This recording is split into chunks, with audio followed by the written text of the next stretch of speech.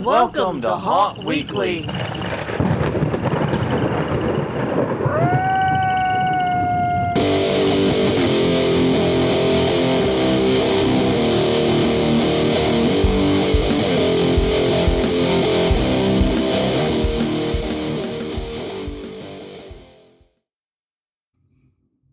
Hello, everyone. I'm Jonathan. I'm Crystal. And this is Haunt Weekly, a weekly podcast for the under-attraction entertainment community. Whether you're an actor, owner, or just plain aficionado, we aim to be a podcast for you.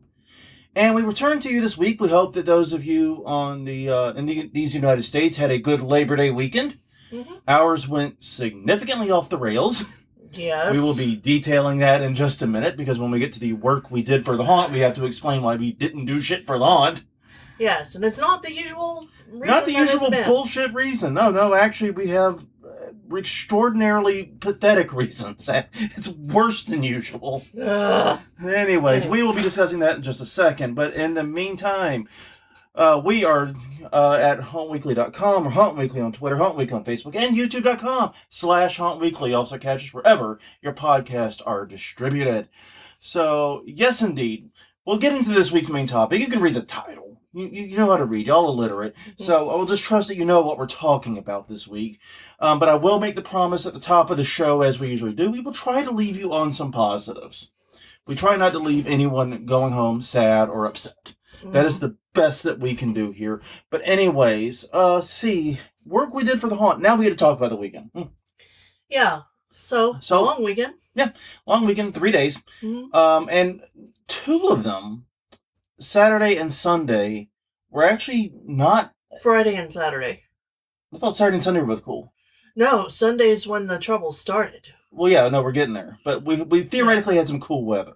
Oh, yes. That's what I'm trying to say. I think Saturday and Sunday, at least in the first half, was meant to be very cool. Mm-hmm. We knew Monday the heat index was going to jump again, and we were going to have problems on Monday. But so our plan, honestly, was to get out there and do a fair amount of haunt work. Now, we didn't do it on Saturday, and that was a choice. Mm-hmm. Just a lot going on. Made the choice not to do it on Saturday.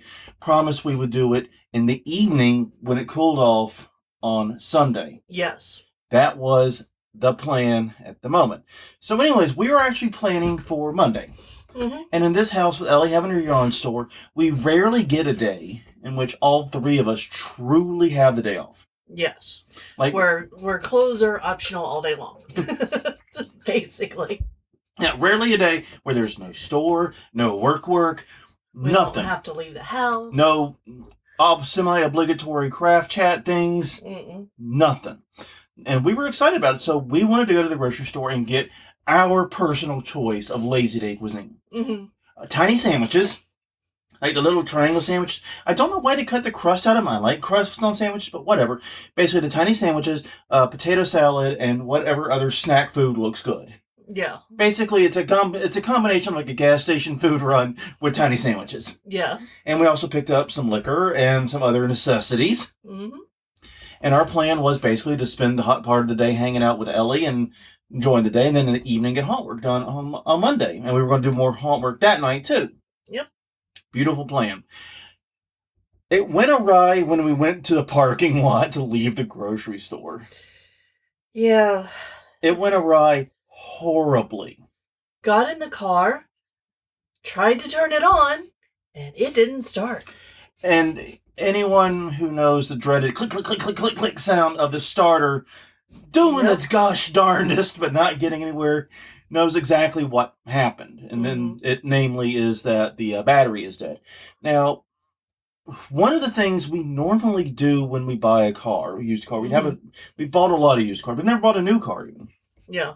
One of the things we used to do every single time we buy a used car, change the spark plugs, replace the tires so they don't look brand spanking new. Yeah. Change the battery, and change the other consumable stuff in it, just so you know the starting point. Right. This is the newest car we bought. Right. This is only a year old when we got it. Right. And it still actually had warranty on it, and it was only at, I think it was sub 45K miles. Yeah. Yeah, it's out of warranty now, but we did not replace the battery, and we opened the hood, and it didn't take a fucking technical genius to see that the battery had just shit the bed. Yeah, there was corrosion all over the negative terminal. Yeah, and we found that it had cracked too at some point. It was leaking, which is not good for anybody. Yeah. But a very kind gentleman came over to help with a charger thing that I don't think he understood how it was meant to be used in this situation, honestly. Very, very nice. I applaud the energy. I do not want to say anything bad about it, but it did not work. And I don't think it was ever going to work. Very kind gentleman. Like I said, was doing us a huge favor. I do appreciate it. But we ended up pulling Ellie out of the store early. This was about at 6. Yeah. When all this happened. Yeah, because we got back to the car and had it not start at 5:30. So by 6, she was ready to shut the store down an hour early to come rescue us. And she took us, and the problem is we have, or had at one point, jumper cables. Mm-hmm. And a spark. We had all this stuff. We're usually very good about this. But they were in the trunk of the car that got totaled. Yes. And even though we cleaned the car out, we forgot to get them. So some lucky tow yard or scrapper just got a fucking pair of jumper cables and some other stuff too. Well, and the chargy thing that you don't have to have it attached to another car. That's what we call the Sparky thing. It's like the battery-powered car jumper thingy. We love those. Yeah. So we went to AutoZone. We wanted one anyway. We just bought one. Yeah. And we took it back to the car, and after some finagling, it worked. We were able to start our car back up. So then we drove it to AutoZone to get the new battery. Mm-hmm. And then the fun began, the second tier. Because all my life, okay, I know how to change a car battery. I know, like, the process. Right. It's not complicated. But all my life, I've had a rule that says I don't fuck with electrics. Mm-hmm. And the general reason is that electricity can kill. And you're going from something that you might damage your car to something you might damage yourself to. So I've always been very weird about it, and I've always let the professionals do the battery swap out. No big deal. They weren't doing battery change outs that night. No. I don't know if it was just that they were understaffed. I don't know if it's that they just didn't feel like doing it, but they weren't. So we bought the battery and took it home. I'm like, yeah, we have an Ellie here who knows a little bit more about car electrics, and we can get it changed out. Fun fact, no. Because basically every step of the way in this process, relatively simple process, we had trouble. We had trouble getting the bracket off that holds the battery in place. Mm-hmm. We had trouble. We actually got the negative terminal off real easy. No, that one took a little more work because we had to clean it multiple times. With soda. But we did get it off fairly quickly. Yeah. We didn't have, other than having to clean 18,000 pounds of corrosion off of it. Yeah. And then, when we went to do the positive terminal, the bolt that connects it to the fucking post, the tightens the ring around the post, snapped. Yep. Just broke. And so, we had to then take the connector off. Yes. So, if you started this journey with us, this is 5:30 Sunday is when it started. This is now at about 9:30 at night. Yeah, it's about 4 hours. We're getting way too late in the day. It's getting close to 10. And so we go one more time to the auto parts store right before they close to pick up quote-unquote universal battery terminals. No, that was Monday. Oh, that was Monday morning. You're right. So yeah, basically though, we have to give up at about 9:30, 10. Yeah, because it got too dark and our little light was not keeping up with what we needed. At this point, we were also hot and tired, and everyone was in the physical location they needed to be. So yeah. So we went to the bar, we had a few drinks, and bitched about our car and all the problems. Mm-hmm. So then, you're right, next morning was when we went back and got the quote-unquote universal battery terminals. And they swear they're universal, but I don't think the word universal means what they seem to think it means. Well, Fiesta definitely doesn't think it does. The Ford, because we have a Ford Fiesta, and every part on that fucker is... Yeah, we have to special order windshield wipers off the internet because they have a type of connector. I used to change wipers all the time. Mm-hmm. Like when my parents were working on their cars, my designated task was windshield wiper changer. Yeah. I've probably changed windshield wipers on a dozen different cars in my life. I've never seen ones like the Fiesta has. Super special snowflake. So we get this universal battery terminal. It doesn't connect, obviously. Yeah. Go back. We get one that looks like it connects.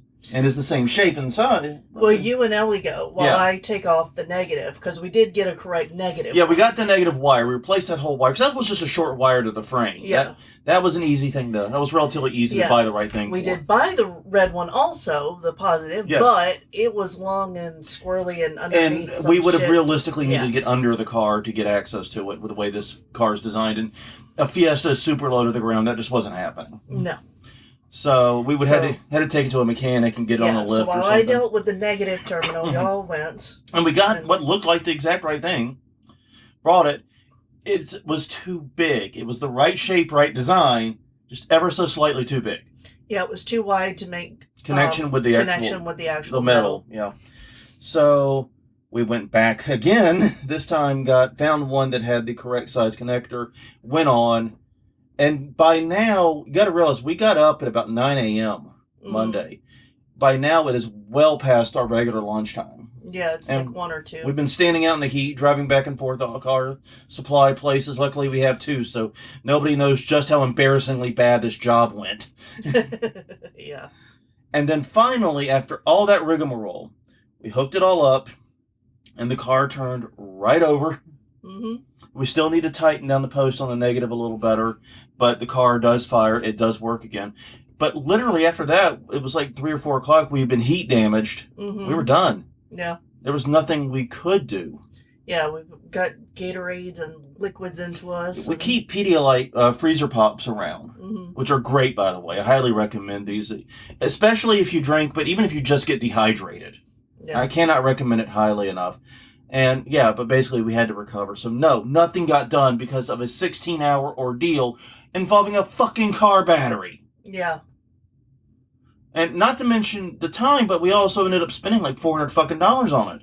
Yeah, it was insane. I mean, and admittedly, most of that was for the battery. Because even getting the cheapest battery, it still was really fucking expensive. It's close to $200. Yeah, it was actually, it's odd because that little car has a way more expensive battery than the full-size Kia sedan we had. And the full-size Kia sedan, that battery was like $90. I don't know. It wasn't 100. It wasn't 100, and it wasn't 200 for the cheapest. No, it wasn't. It was in the hundreds after everything came out. It was in the mid to low hundreds even. But anyways, I don't know.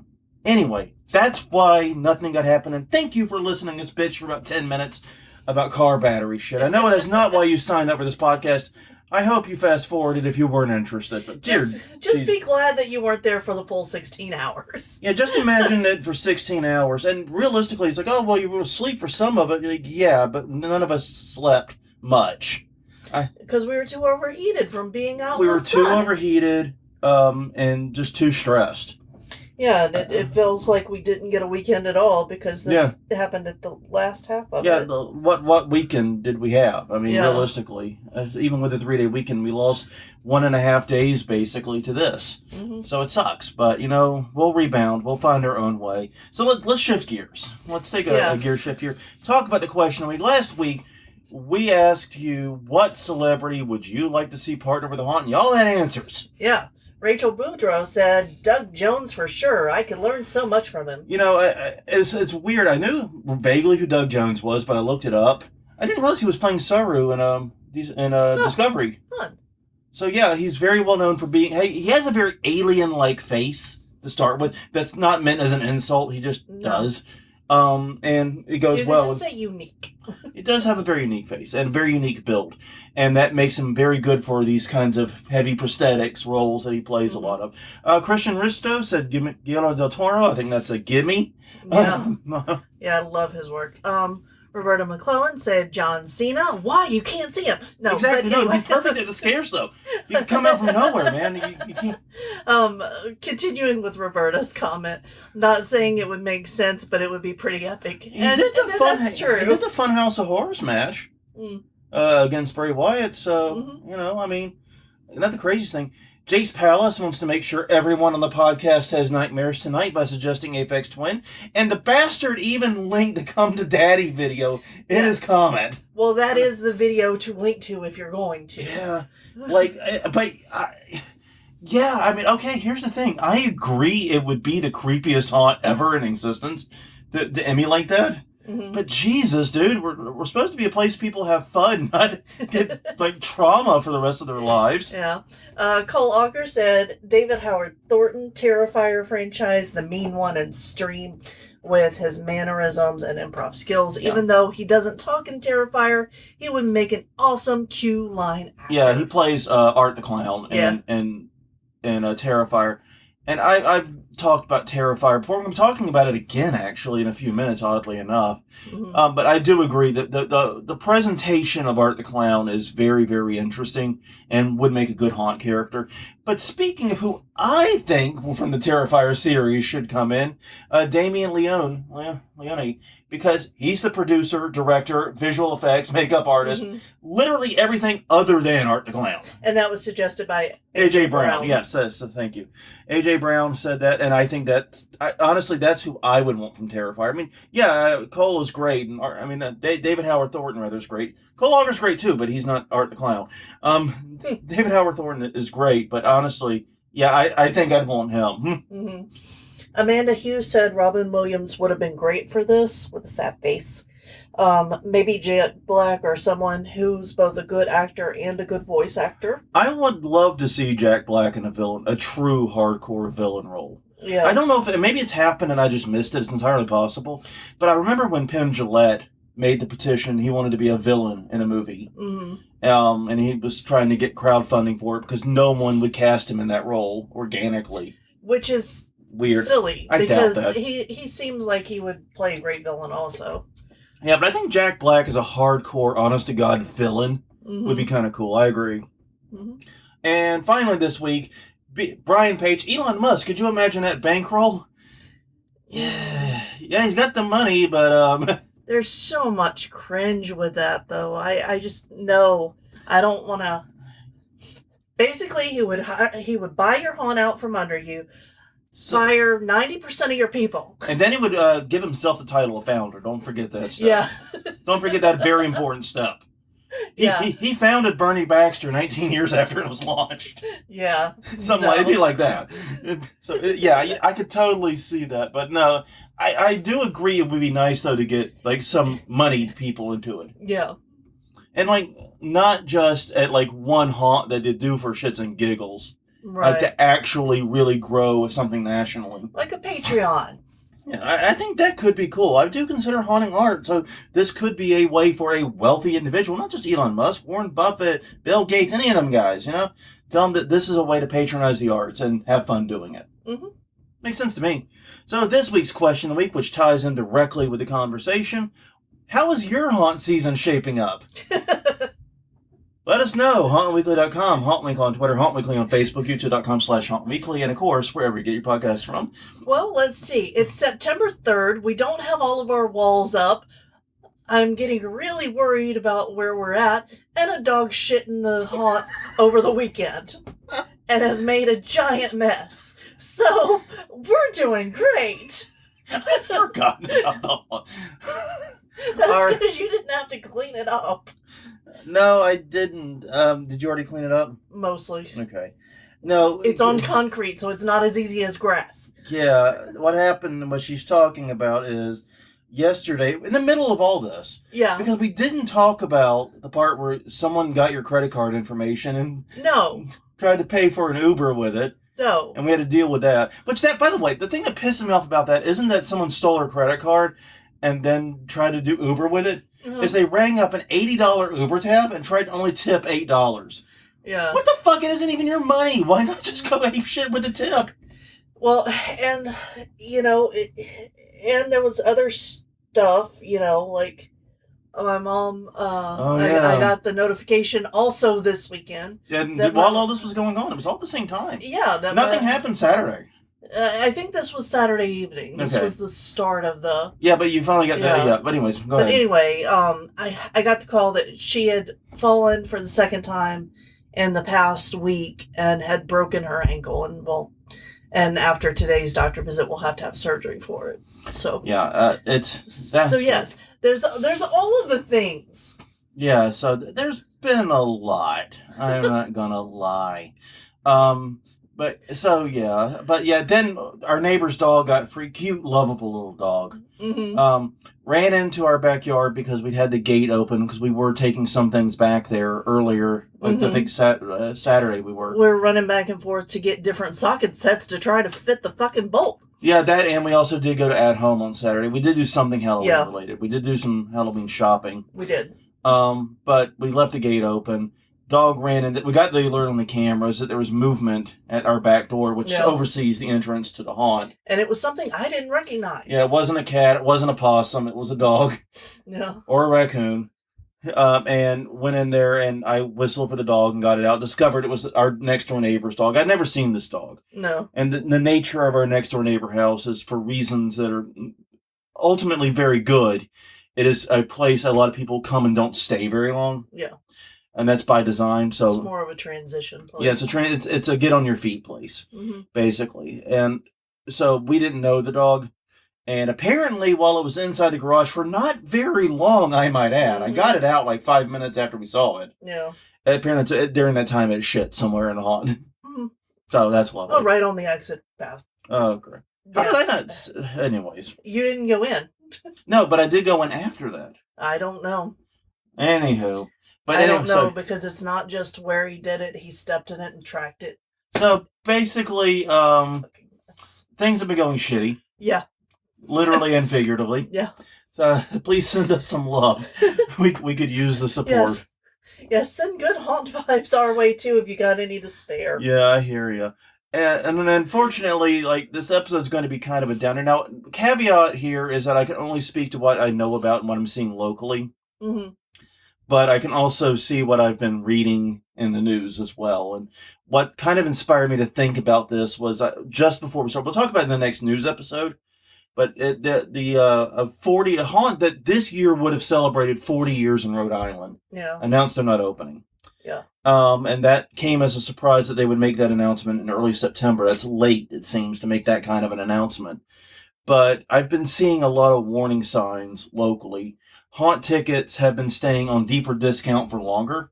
Mm-hmm. New Orleans Nightmare locally sold out of their $13 sale, but they have very, very few of those, and it still took a while. Yeah, and we haven't actually said the actual title, and I know that you said that people could read it, but yeah, we probably should say it before we get deeper in. Yeah, it's why we're seeing warning signs. The this may be a struggle year for haunts, basically. Yep. Why haunts may struggle this year. And so, but we're seeing... Go ahead. You know who's not on a struggle bus this year? Who? Japes and Lost Souls. Oh my God! Yeah, we'll talk about that later. Yeah, we'll close with that. That's another happy thing. We'll put that with the happy shit at the bottom. Mm-hmm. But yes, haunt tickets have been staying on deeper discount for longer. Haunts are struggling harder than usual to find actors. Mm-hmm. Yeah, it may be shaping up to be a rough season, especially locally. But given what I've been seeing in the news, also some national components to it.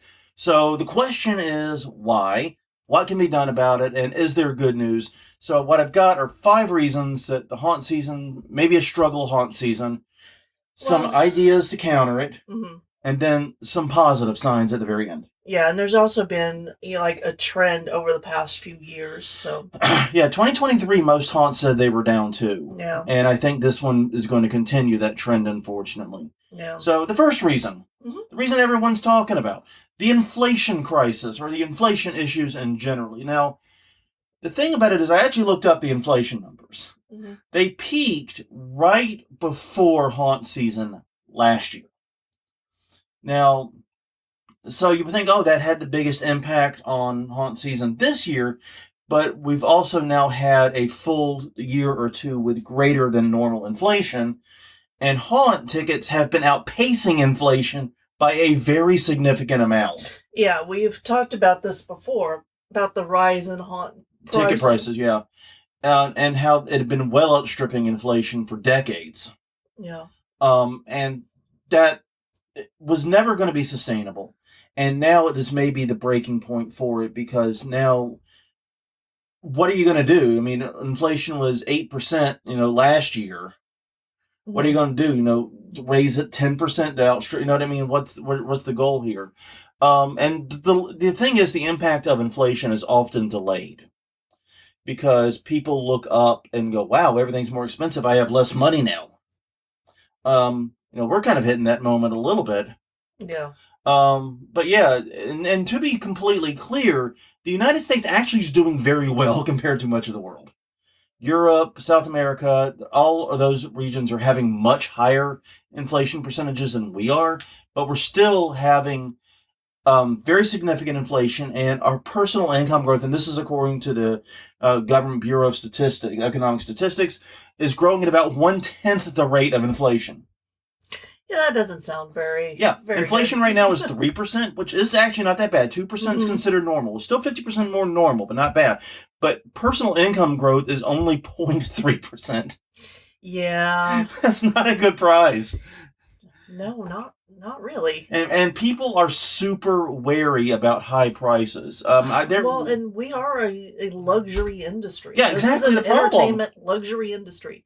It is not, although it feels like it to haunters, it is not an essential for people who come to you. No, it is not. And I mean, think about it. They're spending $25, $35 a ticket for something that may last an hour if it's a really long haunt. Yeah. Yeah, I can go to the movies, even at these insane movie theater prices, and get a full movie theater experience that'll last, 2 to 3 times as long for basically the same amount of money, if not less. And that includes all the popcorn I can shove in my face. Right. Which happens to be a lot of popcorn. Yeah, technically, I'm very proficient at popcorn and Guinness disappear in my presence. Everybody knows this. Yes. I am like a black hole for those things. But regardless, there were thousands of articles about the $18 Big Mac meal, which, I mean, that was a very special case. I think it was in Hawaii or some shit, place where prices are insane anyways. But yeah, what are people going to do when they see a $35 haunt ticket? Yeah. If they're already balking at, fast food prices. And to be clear, like I said, inflation is not as bad as perception, but perception is really the only thing that matters. I can give you the actual numbers. It doesn't change a goddamn thing if no one believes them. Exactly. So yeah, we are a luxury industry, and I can see a lot of families and a lot of teen groups deciding to save their $100 to $200 or spend it somewhere else, rather than take all 4 or 5 of them to a haunt. Especially if you are just a haunt and not a full park with other shit to do. Yeah. Yeah, I agree with that. If you're just a haunt, you're going to be a tough sell. Yeah. And that actually comes up in our suggestions and tips. Mm-hmm. Reason number 2. It is an election year. Don't know if you noticed. Yeah, people are kind of preoccupied with it. It's, basically, people's headspace right now is fully occupied on election year. And it also has another problem that we don't talk much about in this industry. But because our season is September through usually early November, we're trying to buy ads at the same time the political campaigns are doing their biggest ad spend. So if you're in a swing state, or you're in a state that's otherwise seen as competitive for the presidential election especially, your local advertising market gets flooded every 4 years right now during this time, driving up the prices for advertising. Yeah. And they've got a lot more money than you do to throw at it. No shit. So, yeah, election years create an advertising crunch, but also it just distracts everyone. Nobody is thinking about haunt season right now other than us weirdos who listen and record these podcasts. Yeah. We are the market thinking about haunts right now.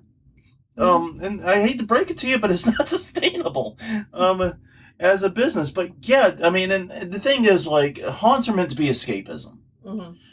And if people are anxious, and it doesn't matter what your politics are on this one, everyone's anxious, everyone's worried, everyone's kind of trying to figure out what the fuck is going on. Yeah, and I'm seeing, like, anxious rhetoric from both sides. Yeah. It's not just one side. Everybody's feeling very, very tumultuous right now. Yeah. And that just means people aren't going to prioritize a haunt. Haunts are escapism, but they're not necessarily the right kind of escapism for this. And especially when the mortuary decides to make their theme fucking election themed. I do not understand why they did that. I don't either. And I really don't understand some of the decisions they've made. But we will still go. Yeah, we have our tickets already. They were on good discount for all the reasons we talked about. So, yes, we will be going, but oh my God. Reason number 3. Mm-hmm. I think we might be finally hitting post-COVID burnout.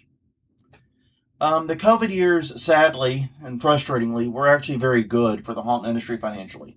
Right. Should not have been, but were. Unless you were an outdoor haunt. Or an outdoor haunt, and or taking all the precautions that was required and desired. Right, which we know that some of you weren't.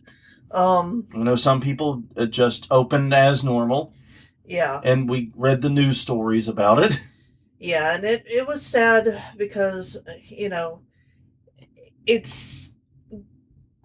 was sad because they shouldn't have done that, and they probably got a lot of people sick. Yeah. The question is, who died because your haunt was open?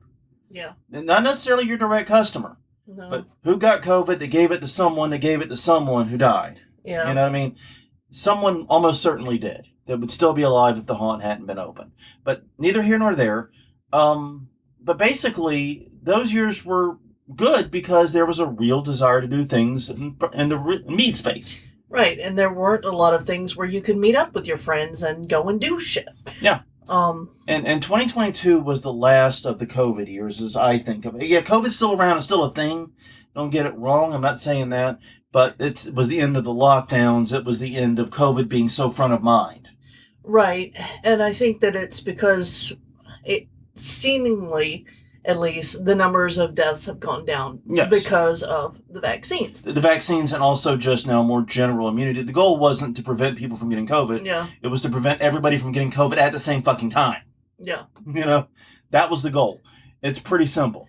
But yeah, 2023 was not majorly impacted by COVID, and we saw some decline there. Mm-hmm.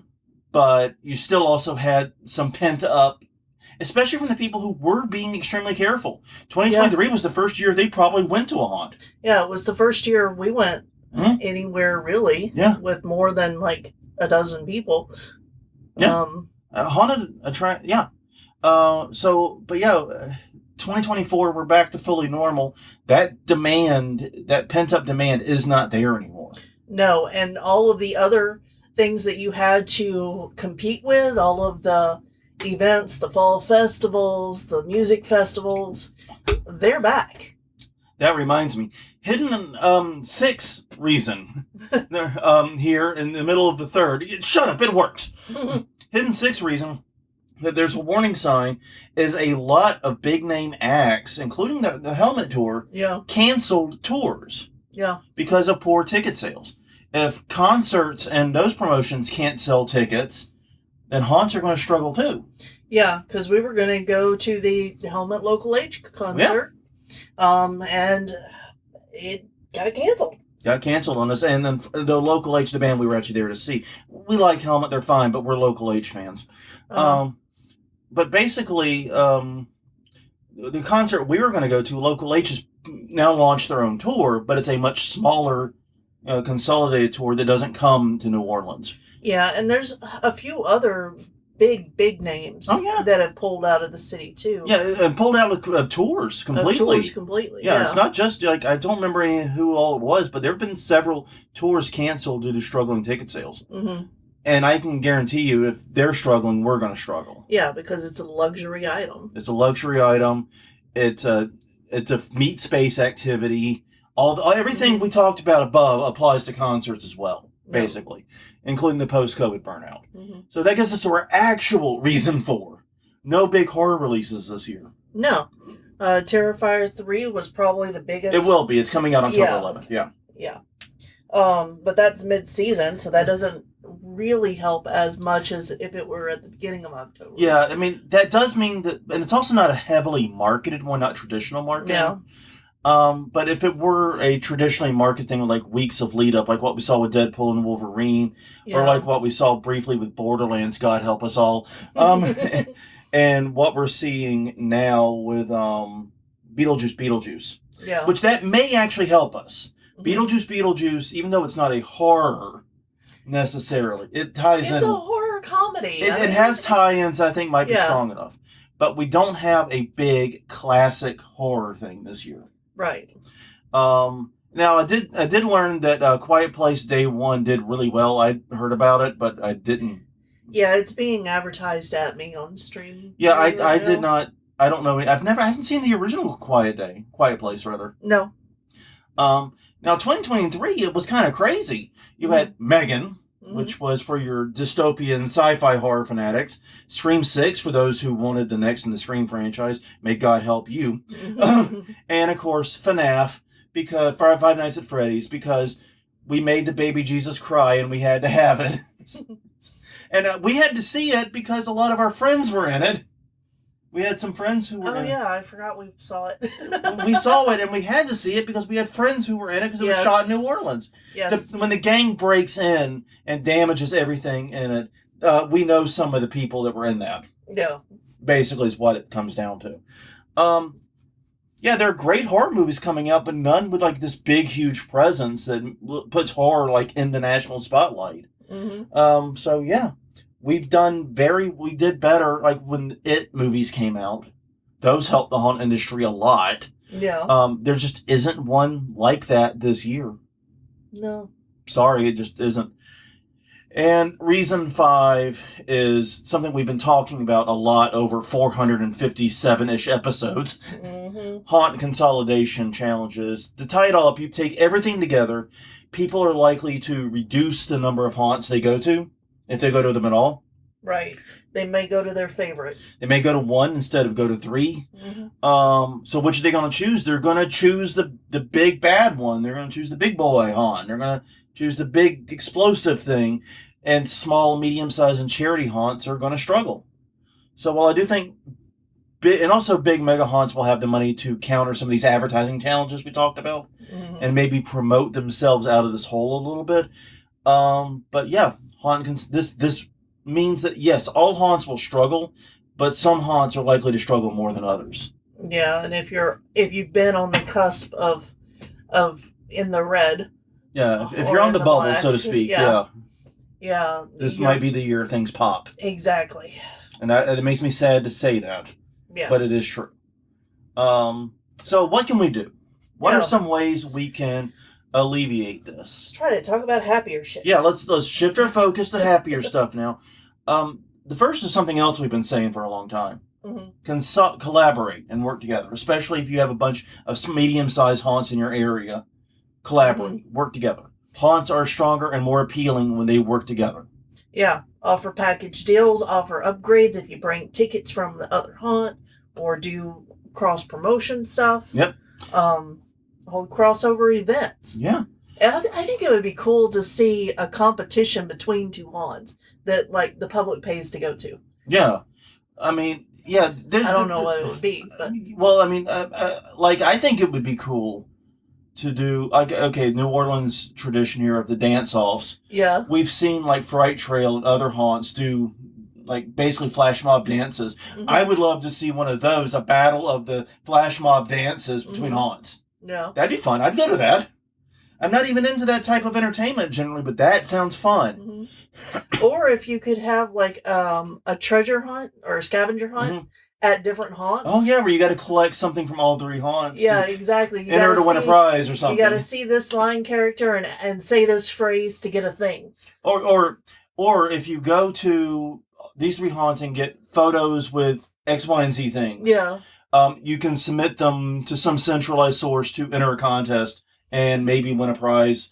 You know, that could be cool. Exactly. So, and that would also increase engagement because now you're looking for these various things. Exactly. And just make sure that they're behind the ticketed wall, the paywall side of the haunt. Yeah. Obviously. Definitely. I mean, and if you're one of those haunts, and a lot of haunts, like a 13th Gate does this, and I think New Orleans Nightmare does this as well, where you have a photo booth inside the haunt. Yeah, after you... turn in the ticket. Yeah, Rise does it too. Yeah. Because you have to buy the ticket, get in line, then go inside to your ticket is scanned. The interior queue line. Yeah, your ticket is scanned at the door, the physical structure. Yeah. But inside there, but even though you're not actually in the haunt itself yet, you're still you're in an internal queue line. Yeah. Basically. That could work, yeah. There's a lot of good ideas here. Basically, I think haunts collaborating, working together can generate some buzz as a unison. And also, if you collaborate on marketing and promotion, you may not have the marketing budget of a presidential campaign. Right. But 3 of you together can do media buys more cheaply than you can each individually. Mm-hmm.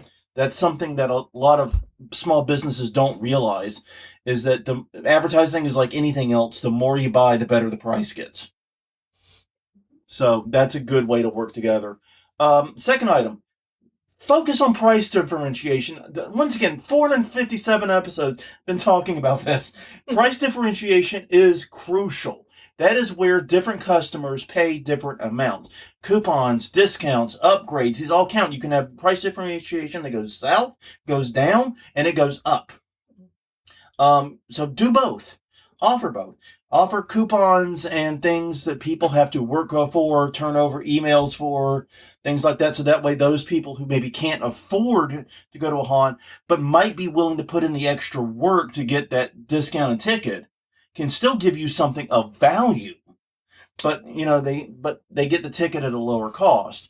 And those that don't give a fuck and don't want to play your stupid petty marketing games, mm-hmm. they can pay full price. And those that don't want to wait in your lines, man, can pay VIP. And then you can offer even better experiences on that. There's literally no ceiling to it. It's the only ceiling there is what people are willing to pay. Yeah. And it's often very surprising how much a quote-unquote whale will pay. Offer those types of experiences. But make sure that you find a way that you can differentiate customers by what they are able and willing to pay versus what they're willing to pay with their time, information, or other things. Yeah. And basically make it so that you get price-averse customers, cautious customers can buy in, but that anyone who can pay more does. I have prize idea. Uh-oh. Or an idea for this. This is dangerous, y'all. Yeah, I know. Hang on. I gotta sit down. Oh, wait, I am sitting. Yeah, you are. Haunt brunch. Ooh. With the characters of the haunt bringing out the stuff like Disney does with the characters. Yeah. And then you could either win something there, or you could win a chance to go to the haunt brunch if you go to the... Oh, haunt brunch. I know that brunch is like a huge New Orleans thing. Uh-huh. I don't know how big it is elsewhere. I really don't, but it is a huge thing here. I don't know, but I mean, like, just a meal with the characters would be cool, I think. No, it would be, and you could partner. This would be a great opportunity to partner with a local business. Yeah, exactly. And if you do it on a Sunday morning, which is the most common brunch day, mm-hmm. I mean, it does not have any overlap with when your haunt is open. Right. Basically, because brunch hours, anyways, ends well before any haunt is likely opening, unless it's a tourist haunt. Yeah. Wow, that's not a bad idea. Who the hell are you, and what'd you do with Crystal? I always love it when I throw out ideas, and you're like just blown away at how good they are. It's like, that's because I live with you. Oh, shut up.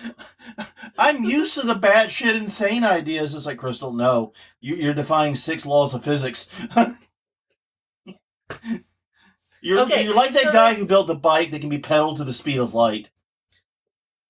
They did the gear ratio so that, in theory, if you turn the pedals at 90 rotations per minute, you'll travel at the speed of light. Of course, so many physics problems with that.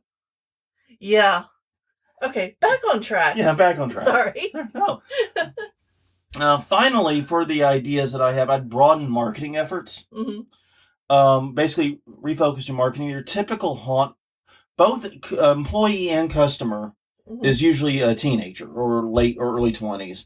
And they're going to be the ones hit the hardest by this. Yeah. They're the ones who have the least disposable income to begin with, and also the least amount of disposable time. Yeah. What'd you? So one of the things that I see local artists doing here to get their name out is hiding tiny little art things around the city and then giving clues about where to find them. Mm-hmm. And then people go and find them, and then they share them on social media. Hey, just found da-da-da's artist thing here. You could do that with haunts. You could put out little clues for like a half-price ticket or something. But it would get a lot of engagement. And then also, if you're familiar with geocaching. Yeah. You can play into that as well. Yeah, it's basically the modern day geocaching. I think geocaching is still a thing. Just because we stopped doing it doesn't mean others did. Yeah, that's true. It was always a weirdo activity. Yeah. You know, there's a reason like geocachers call most people muggles.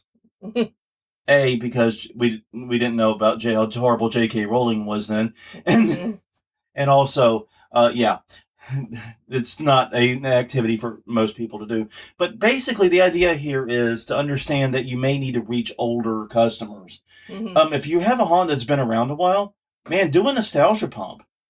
Talk about, hey, you came here 15, 20 years ago. Revisit those memories at whatever and get people to come back, because the older the customer, typically beyond up to a certain point, they're higher income.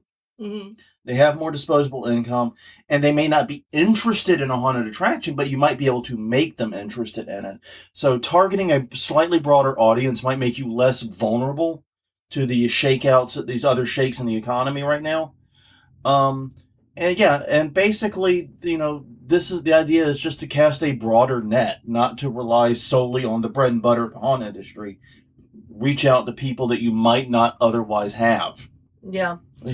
Yeah, we tried to do something similar to this, by saying, hey, we opened in this year. If you've been to us in any of these years, I think this was for our 10-year anniversary. We put in props from previous years so that people could go through and say, oh, I remember when I first saw that. And people did say that, actually. It was a pleasant... I was skeptical that people would remember, but they did. Yeah. So that was very, very cool. But yeah, that hits that nostalgia button. So yeah, I do think that's a good idea too. Yeah, bring back anything that you have in storage that may... Or a really old beloved character that you had retired. Yeah, anything the old-timers might... And old-timers, I mean like my age now. Yeah. Realizing I'm talking about reaching myself with marketing. Yes. So what would you like to see? I'd like to be in bed by 9 p.m. because these haunts are open too late. So you want them to open earlier, is what you're saying. That isn't the dumbest thing either, though. You might get a different audience there. All right. But there are some positive notes. We'll start with the one that we thought of on the way in, which is Japes Palace is doing Lost Souls this year. Yeah. And he's offering tickets to VIPs, and VIPs in this context is just anybody that's been on the tour in the past. Yeah. If you've had a seat with one of the tours, you're on the email list, you've been getting it, you would already know that his first night sold out. Yeah. In fact, his first night sold out literally so fast, Facebook won't tell me the difference in time between when he posted the tickets are on sale and the tickets are sold out things. It happened that quick. Yeah. So, minutes, seconds, I don't know, man, but it was crazy quick, is what it was. So that's a positive sign. And granted, Lost Souls has such an amazing reputation, such a hardcore following, for very good fucking reason, I might add. Yes. I think that could be a positive sign, especially in that area. The other positive signs that I had before, we thought of that one, inflation is slowing. It is down, like I said, it's down to about 3%. 2% is considered, quote-unquote, normal or sustainable inflation. But it's way down compared to what it was last year at around, this time and a little bit before, it hit like 8 to 9%. So, significant improvement there. But still, you're dealing with that drag effect from what happened in the past, but things are slowing down. Second is that deals are working. Yeah. McDonald's launched a $5 or a $6 meal, depending upon which market you're in, and it was supposed to just be for a couple of weeks. They extended it through, it was supposed to be, I think, like June, like late June. They extended it through July, they extended it through audience, and it's still available in the app. And the reason is the response was just that great. Yeah, instead of buying all these things individually, you could just say, I want the $6 meal.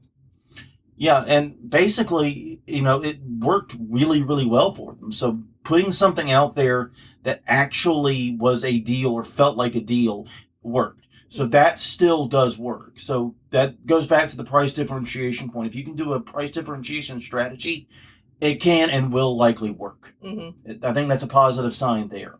Deals still sell. We're not that bad. Right.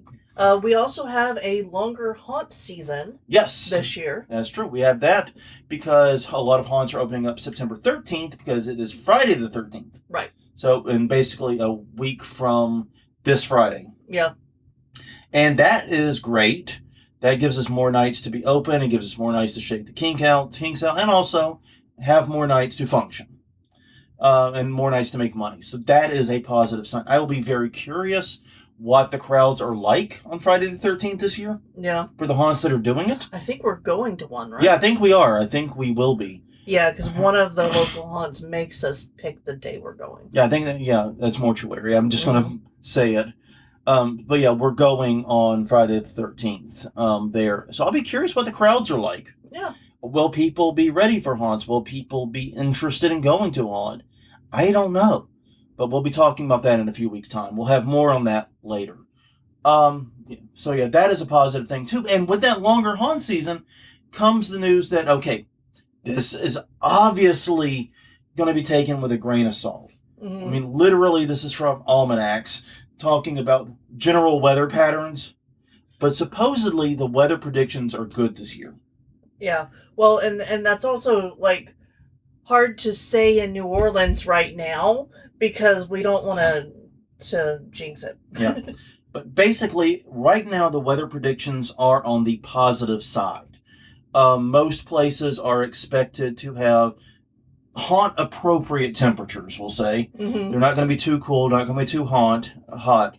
And it's supposed to be drier outside of certain areas. But most of the areas where the weather's supposed to be rough are not heavily populated areas, like over the plains, things like that. So in like the Northeast corridor, it's supposed to be cooler but dry. And the West Coast is supposed to be a little more wet toward like the northern side of the coast, but drier down into California and so forth. Yeah. And that just is based upon weather patterns. Obviously, I mean, the way weather forecasting is like super accurate, like maybe a few hours out, but that tail falls off very fast. So this could completely change. But at least, the macro things look positive. Mm-hmm. So maybe you won't have to use that rain insurance this year. Yeah. Maybe. Well, on that note, everyone, I think that is everything. Hopefully, you came away with this, even though we talked about a lot of potential problems this year, not feeling like it's going to be a complete disaster. Yeah. There are things, yes, I do think there is a lot of warning signs that say this could be a rough year. But I don't think that necessarily it has to be a complete epic disaster. Make sense? Mm-hmm. On that note, everyone, thank you very much for listening to us for the last 50 minutes or so. Hope it was helpful and educational, entertaining. Check out more Haunt Weekly. We're at hauntweekly.com, Haunt Weekly on Twitter, Haunt Weekly on Facebook, and youtube.com/Haunt Weekly, as well as all the major podcast distribution apps. Until next time, I'm Jonathan. I'm Crystal. And we will see you all next week, where hopefully we'll do the episode we planned for this week, but like you heard what happened this week. Yeah. Shit went sideways. So hopefully we'll be able to do that then. See you next week.